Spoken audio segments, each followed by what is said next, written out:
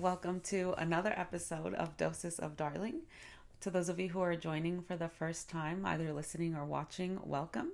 My name is Darling Membreño, and I am a licensed professional counselor associate here in Texas. To those of you who have subscribed to the channel and are listening now to the 6th episode and you've been following along, thank you, first of all, and welcome back. Today's episode is going to be veering a little bit away from the theories. I know we already talked about internal family systems. We brushed upon somatic healing last week.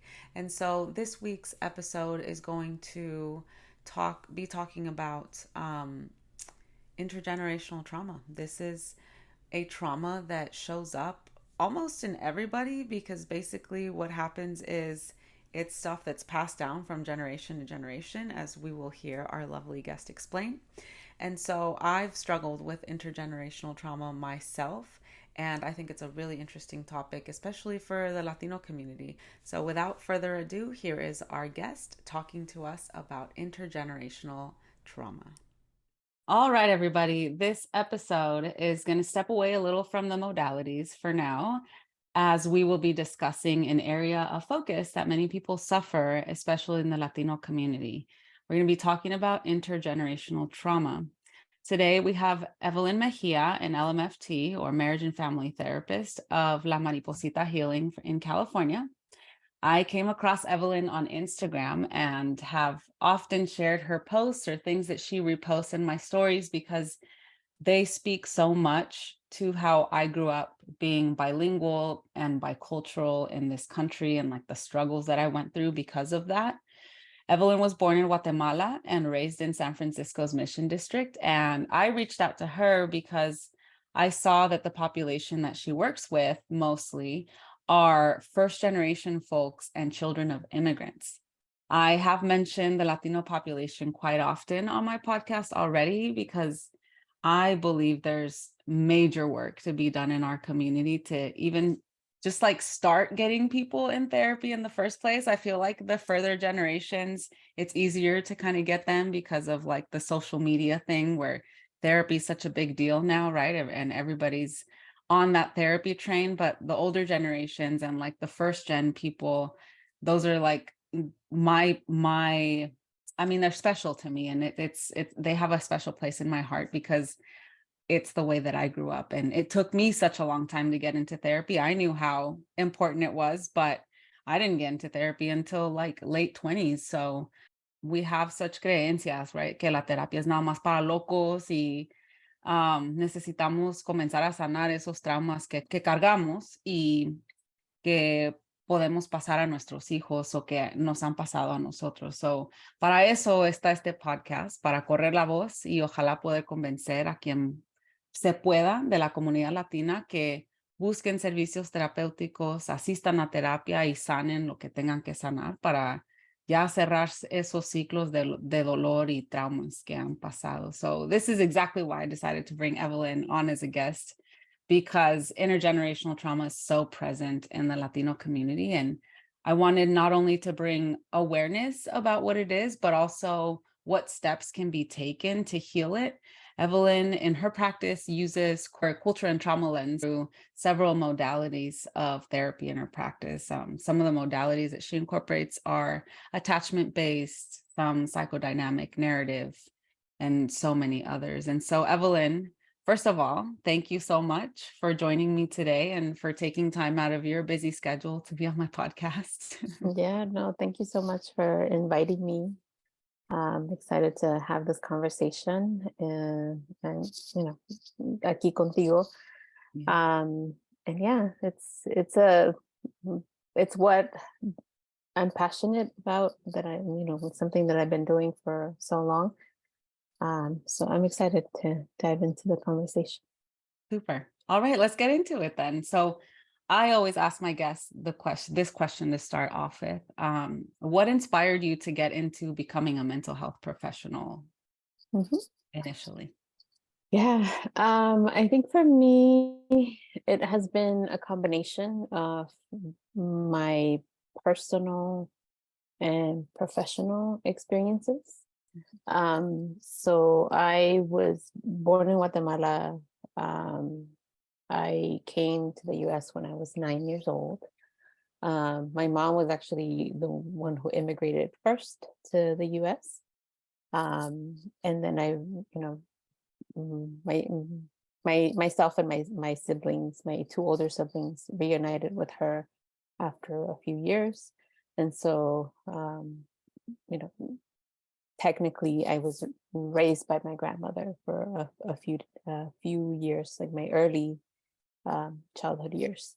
And so I have that experience of, being an immigrant kid growing up in with a single mom, um, experiencing, violence in the home and mental health challenges. And so I have that personal experience, right? And in terms of my professional experience, I started working as a peer counselor when I was very young, um, and supporting other young people like myself, and that just kind of like ignited a fire in me, of what I wanted to do, as a profession.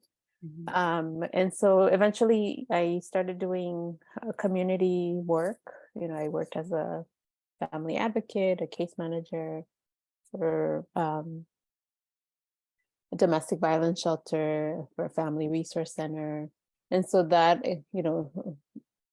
coming from that um, work experience, right, you get to see, I think you get to witness, right, the disparities that exist.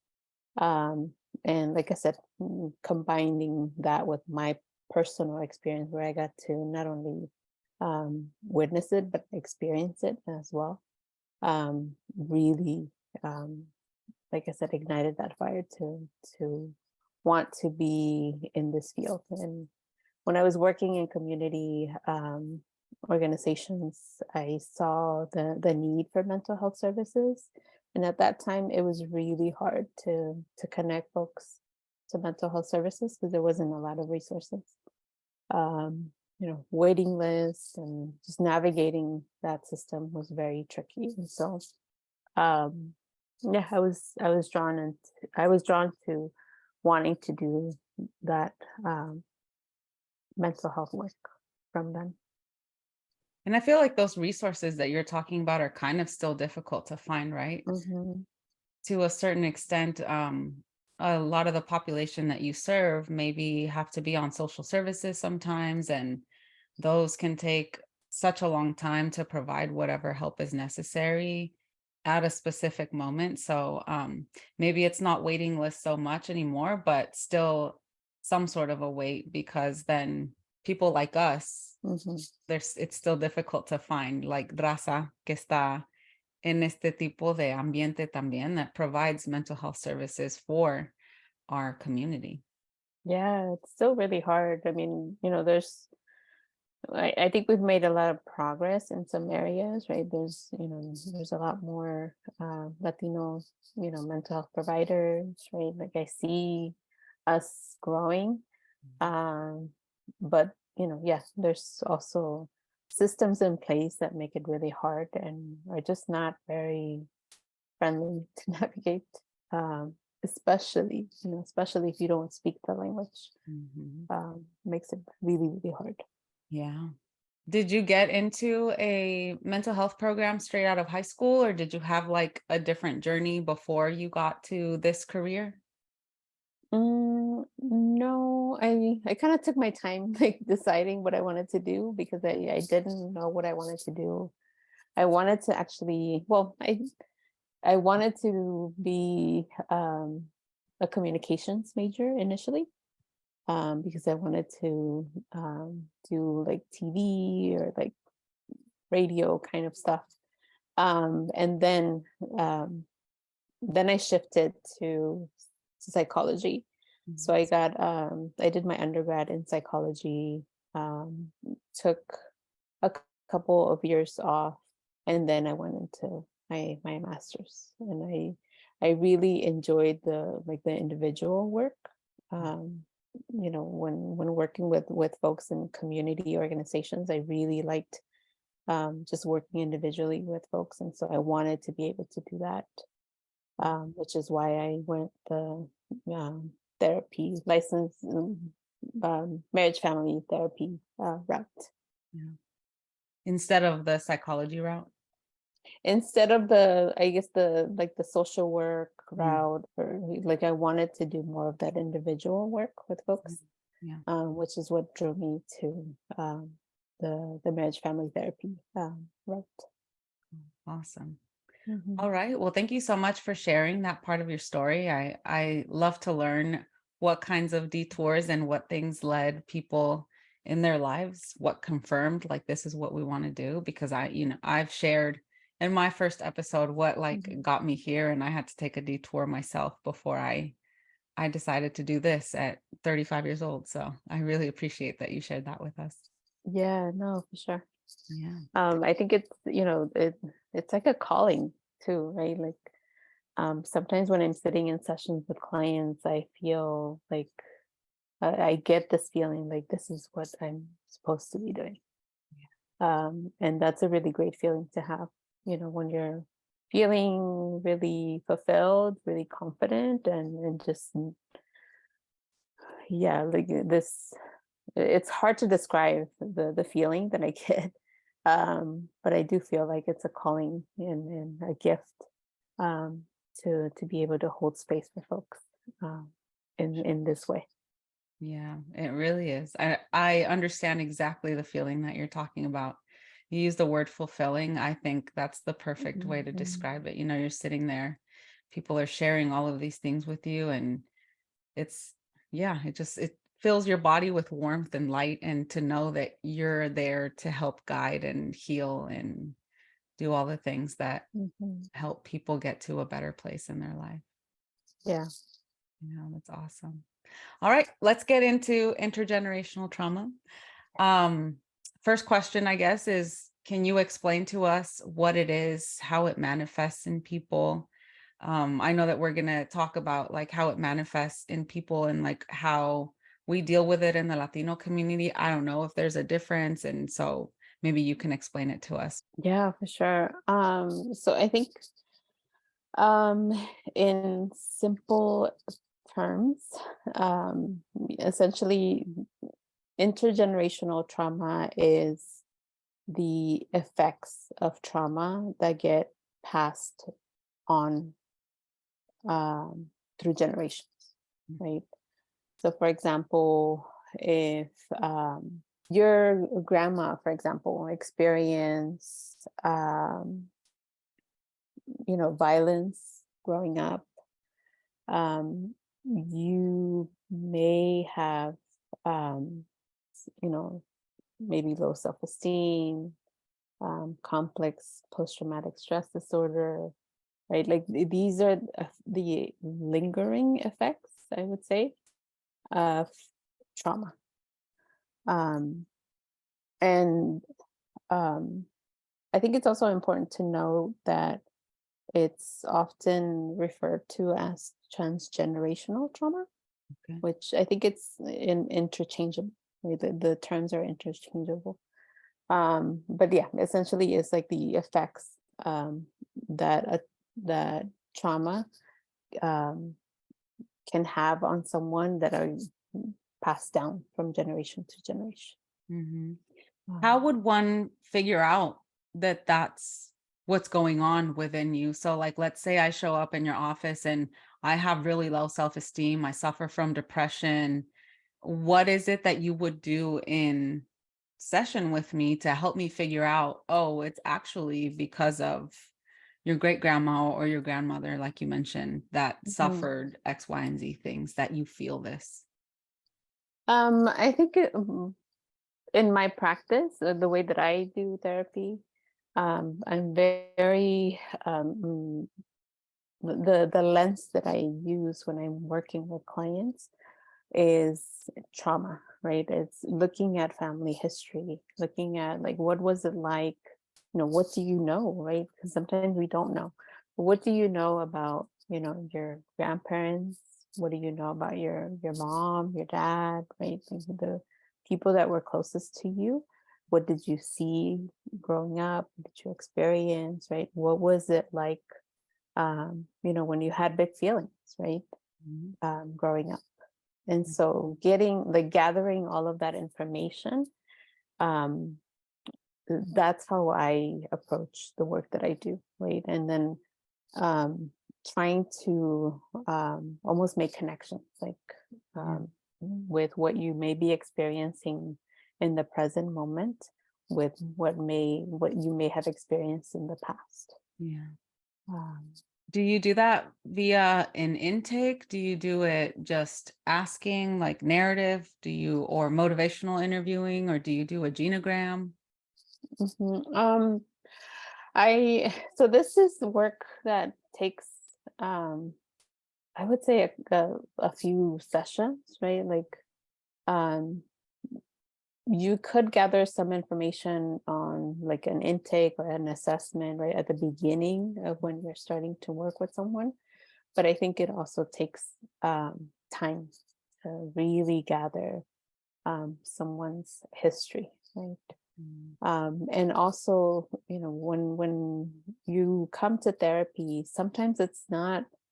It takes time to get clients to that point where they're really opening up, Yeah. right? Because a lot of the time at the beginning, we're just, like developing this trust, right? We're just starting to develop this relationship where um, the where you can feel comfortable Mhm. enough to share like what's going on with you, right? Or what is your history? Because a lot of these things are very they can be very hard to talk about, right? They can be very extremely hard to talk about. And Mm. so I don't expect my clients to um, come for a session and just tell me everything, right? It takes time to really, like I said, gather someone's story and Mhm. the impact. I think that part of really gathering the impact that the story has had can take months, you Yeah. know, because sometimes we don't even know, like, we don't even know the impact that these things have had on us. Yeah. Um, and so it takes a lot of exploring, it takes a lot of even like challenging ourselves to think about things in a different way. Yeah. So yeah, it's which is why I really like doing private practice work, because I get to do that with Yeah. clients, Yeah. right? Sometimes when you're working in community mental health, you're working under these systems, right? um, you it can be very limiting in terms of the work that you can do uh, with folks Yeah. With limited amount of sessions and like, with yeah, limited all these amount of other things. sessions, Yeah. yeah, billing and notes and Yeah. making and the time, right? Sometimes you have a set amount of time that you have to be able to work with folks, and it's very goal driven too, so Yeah. that can hinder a little bit of that deep work that can be done. Yeah.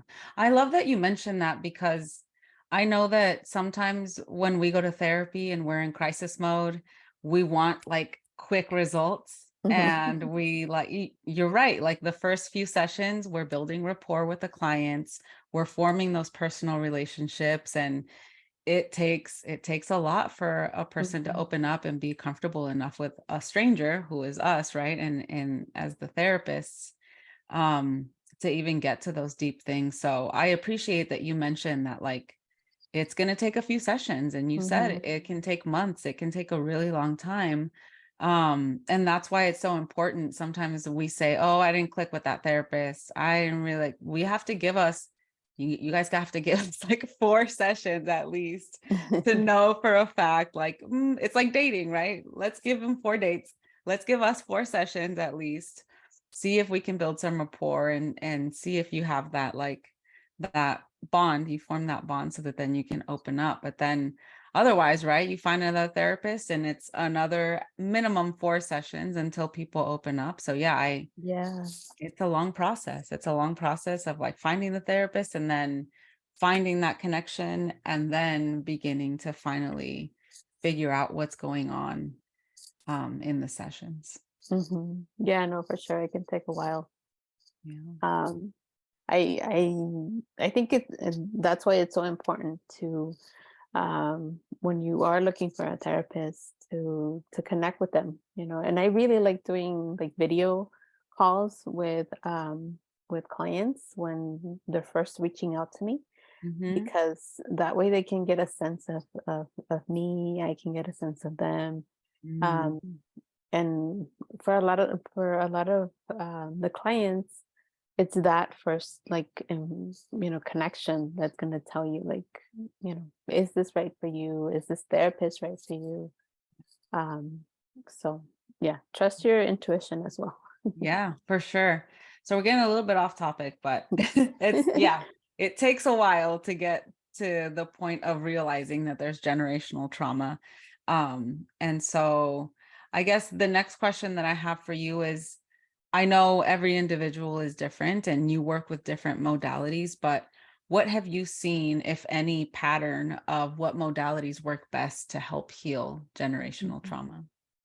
um so I don't prescribe to one Mhm. modality, and I tell, my clients that, because I think it's, at least the way that I see, this work, is it takes, like an integration of different modalities, right? Um, I tend to, look at attachment, right? Like, who did you grow up with? Who was there when you were crying? Right? Like, um, who was the person, your person, right, that you felt connected to, um and what was that like, right? So I tend to use, like I said, attachment based, um psychodynamic, right, like really looking at, your experiences, your early childhood experiences, um trauma, right? Again, what has happened, what has made almost like an imprint on you and Mhm. your person, right? So looking at it from that lens. um and then I do a lot of narrative also, where, I'm, supporting clients in, almost rewriting a new story, right? Mhm. And that can also be a combination of cognitive, therapy, right? Like a lot of the times we need to bring in, um, cognitive or CBT, techniques, right? If you're constantly battling with, these internal messages, right? I like to call it like the little voice that you hear sometimes, that can be really negative, very pessimistic, or just very judgmental of yourself, right? Like, using some, CBT techniques to, um, challenge those thoughts, right? To challenge that little voice. And so for me, it's a combination of all of these things. And I'm very somatic in my approach, in terms of like, how can we connect you to your body, right? Because that's gonna help you um, mm, to know, and to develop self-awareness, right? Like, if you can, begin to, notice what happens to your body um, when you get triggered, right, or when something is off, um, it's going to help to it's going to help for you to be able to identify, like, okay, I'm feeling this right now, I'm feeling, my shoulders are tensing up, I know I'm about to get into, fight mode, right?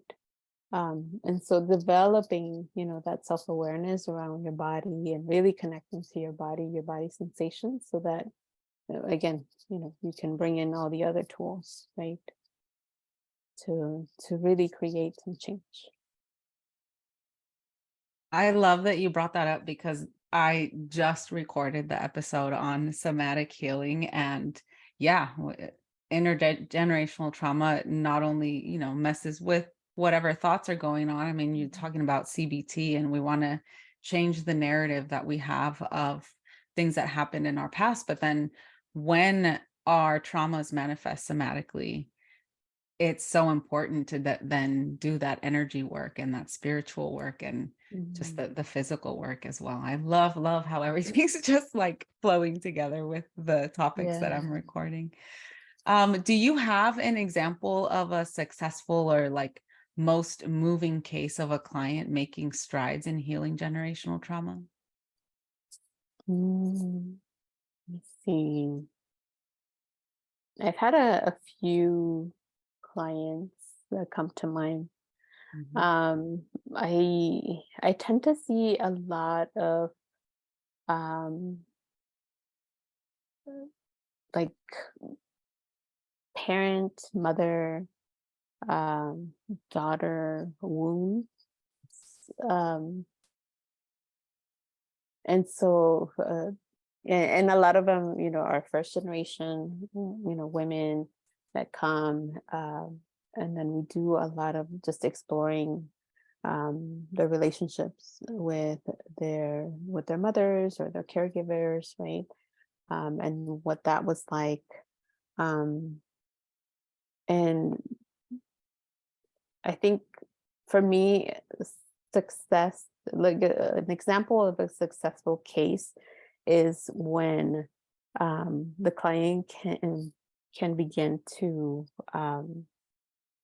identify their needs. Because a lot of the times, what we learn is, we almost like we don't know ourselves enough to really know what we want, right? And so whenever I get to witness a client begin to assert their needs, right, to identify their needs, because a lot of the times when they first come, it's and I'll ask, well, what is it that you want, right? A lot of the times they don't know. They don't know because they haven't really had a space to really talk about um, what are their needs, right?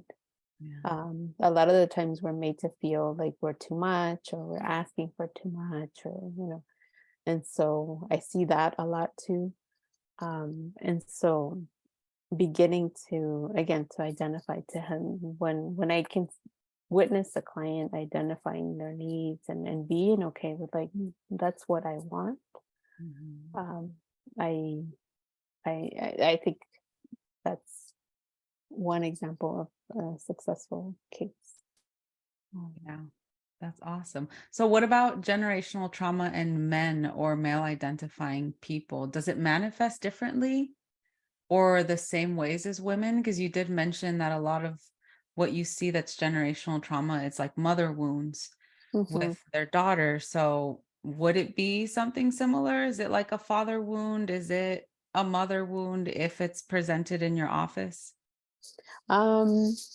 Yeah, I haven't had a lot of men come into my practice, Mhm. although I do love working with men because um, it's very, uh, it can be like a new challenge in terms of, getting them to a place of really opening up Mhm. and beginning to identify, some of those wounds and the effects that these wounds have had on them, right? Mhm. But I think in a lot of ways it can identify very similarly, right? Like whether it's a mother wound or a father wound, they can identify very very similarly. Mhm. For men, I think it's much harder to um, really get in touch with their their feelings. Not to say that men are not, sensitive, because I actually believe that men are a lot more sensitive in a lot of ways. Mhm. It's just not nurtured in them, right? And so for them, it could be much, much harder to really connect with their bodies, with their feelings, right? Um, and which is why, yeah, I love working with men because it's like I said, it's a challenge, and not in a bad way, but it can be very, um, fulfilling work when once you get to a point where you're really letting them explore their feelings Mhm. and and connect to themselves, Yeah. um, which is what I feel like I do with a lot of my clients. I help them connect with themselves. Mhm. Yeah. It is a little bit more difficult to get men to open up, and I mean, just to get them in the therapy room, but Hmm. um yeah, it's a little bit more difficult for them because you're right, their emotions haven't been nurtured, or they haven't been allowed to cry or like express whatever emotions are happening, and just especially in the Latino culture, it's Hmm. yeah, it's something that's very suppressed, and we still need to work on a little bit. So are there any resources that you recommend to continue learning about intergenerational trauma, either as work outside of the therapy room or between therapy sessions? Um, I tend to recommend um, podcasts, and Mm, not any specific, podcasts. Sometimes, if I listen to something, sometimes it reminds me of, a specific client or the work that I'm doing with clients, and then I'll send it to them and share it. mhm, Um, let's see, I'm trying to think. Natalie Gutierrez, mm, and it's called The Pain We Carry: mhm, Healing from Complex PTSD for People of Color. That's one that I would recommend. Um, and I'm always, like I said, I'm always listening, or like digesting content, um, because I like to um, to offer it as a supplement for my clients and the work that we're doing. yeah. Um, Dr. Bima Bryan is also another really good resource. I love listening to her podcast, or sometimes when she's interviewing in other podcasts, I love listening to her. Okay. Um, but yeah, and she goes by Cosmic Christine. Christine. Oh my God, I'm blanking out on her last name. Um, She goes but by she what? Cosmic Christine, Christine. and Okay. she wrote the book I Am Diosa. That's also another really great Yeah. I resource. think her last name is Gutierrez too. Tierras too, right? I was thinking about that. Yeah, I have it in Spanish. Yo soy diosa. Yeah. Oh, nice. Gutierrez. Um, I I'm was like, I I yeah, was thinking, I think her last name was Gutierrez too. yeah, yeah. Um, so yeah, I mean, those are some of the, the women that I love listening to, especially because, they're women of color and kind of bringing that perspective into, this healing work that we're doing. I think there's another book called My Grandmother's Hands by Resma Hmm. Menakem. It also talks about intergenerational trauma from people of color's lens, and Yeah, it's a that one is great, also a great really book good one. because it gives you, I think at the end, it gives like some exercises, right? Some like breathing exercises or visualizations that one can do to start healing those Mhm. somatic things that have been passed down. It's a great, great source. Anything else that you can think of that you think might be important for people to know about intergenerational or transgenerational trauma? Mm, I think first, uh, as first generation myself, I think one of the things that I see in terms of uh, intergenerational trauma and the healing, right? The importance of it when it comes to parenting, right? Um, and not to say that you have to be a parent in order to like get to that point of healing, but if you are a parent, just thinking about the impact that your healing has on your parenting, right? And how important that is. Because the only way that we can um, disrupt the pattern of intergenerational trauma is by healing, right? And starting to do the work, um, so that you can do things a little different, right? Whether it's, again, whether you choose to be a parent, if you're a parent now, or if you're just wanting to heal for yourself, right? um, mm, I the phrase, nothing changes unless something changes, comes to mind, right? It's like, unless something like disrupts that pattern of passing down this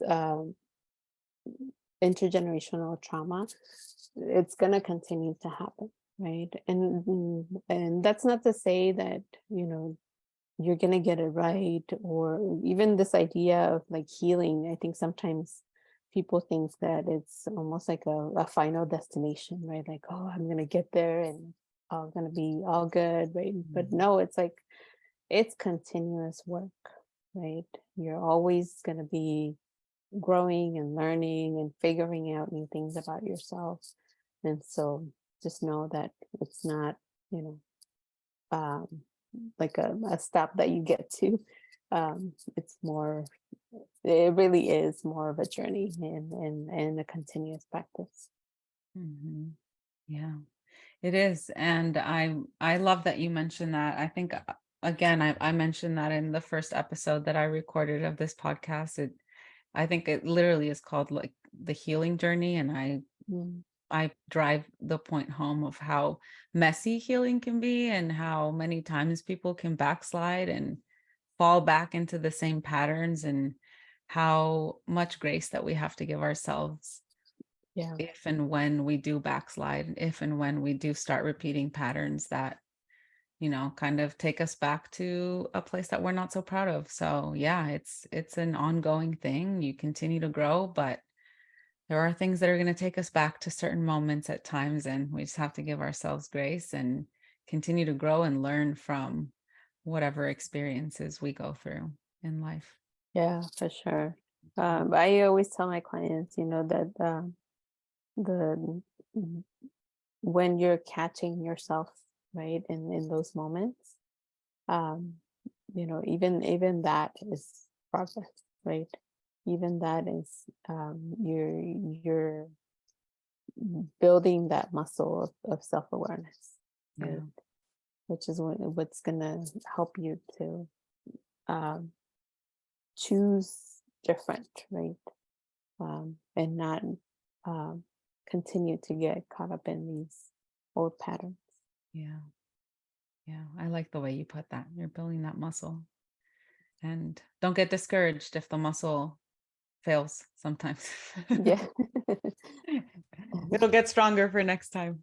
Yes. All right. Well, thank you so much for talking about that. I want people to get to know you. How can people find your services in California, first of all? And then I love all of the posts that you have online. I know I'm based out of Texas, so I'm pretty sure that Hmm. people who follow me here are going to start adding you also. So if you want to give your Instagram, your website, any other platforms you're on, and then if you're doing any sort of workshops in the community in California soon, like speaking at an event, holding a workshop, etc., this is your time to share.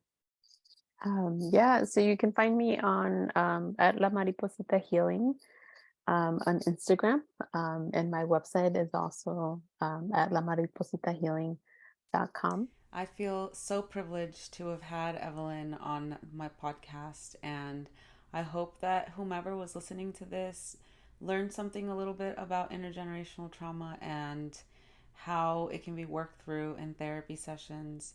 I know that I mentioned in the beginning, in the intro, that I myself have suffered through some generational trauma, and I've discovered it through IFS, through some EMDR sessions, and through some other work that I've done outside of the therapy session via journaling and some other modalities that I've used.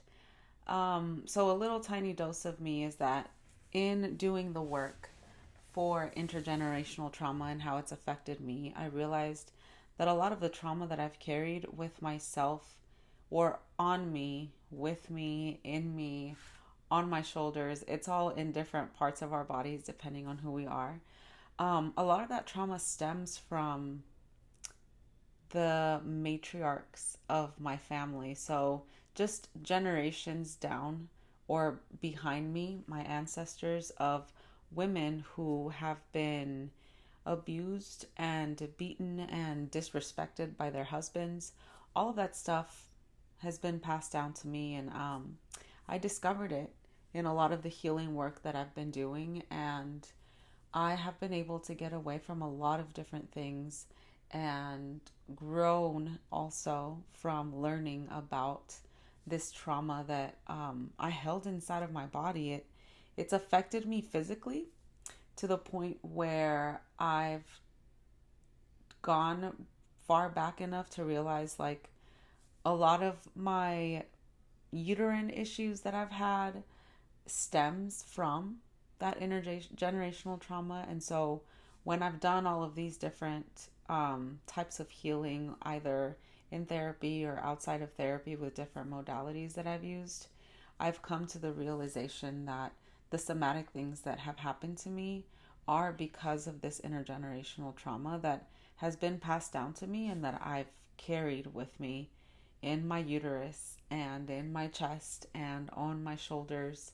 Um, I have been able to do some work in which I have been able to address my ancestors, just visualize talking to all of these females, strong females in my lineage who are really just protecting me, right? From all of the things that they endured and trying to guide me is what I have found that all of that stored trauma was doing, but it was happening in a roundabout way that was being detrimental to me. So once I started addressing it and discovering different parts of my body that were being affected by that intergenerational trauma, and I discovered the root of it was these female ancestors trying to protect me, I have felt so much lighter.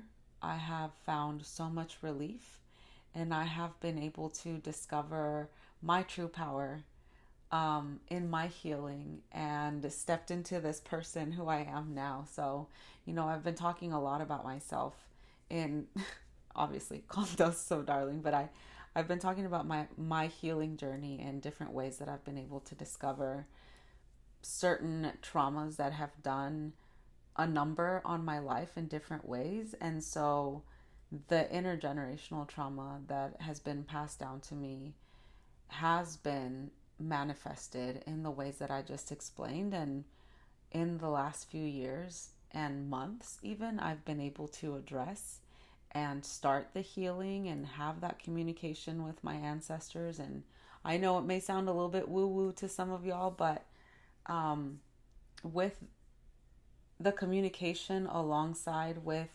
prayers and putting everything and surrendering everything to God, those two things in synchronicity have helped me reach where I am today. So this is just one more example of how I have been able to start healing from all of these different things. I'm not even fully out of the forest yet in healing this intergenerational trauma. That was just one of the things. I know that I also have to talk to the males that came before me in the family, and I've had the opportunity to do some of that work also, but I know that there's a little bit more to do there and on both sides.